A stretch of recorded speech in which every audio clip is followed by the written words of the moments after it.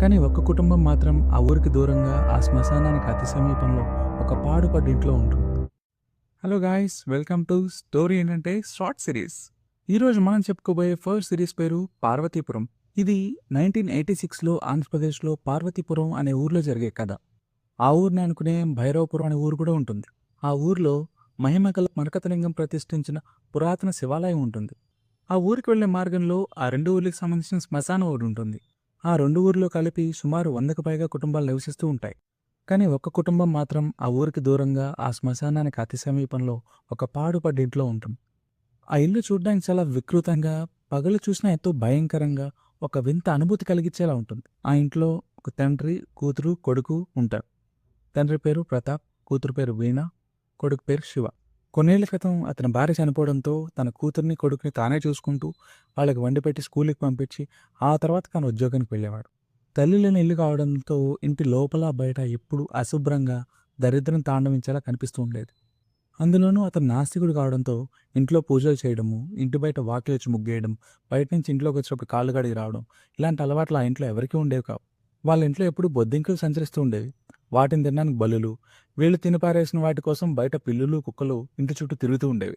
అలా ఎప్పుడూ ఆ ఇల్లు, ఆ ఇంటి పరిసరాలు చూడ్డానికి ఎంతో అసహ్యంగా ఉండేవి.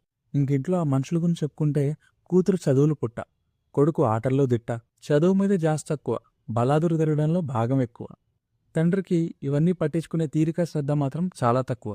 ఒక్క మాటలో చెప్పాలంటే ఆ కుటుంబం ఆ ఊరితో సంబంధం లేకుండా, అంతెందుకు వారితో వారికే సంబంధం లేకుండా బ్రతుకుతున్నారు.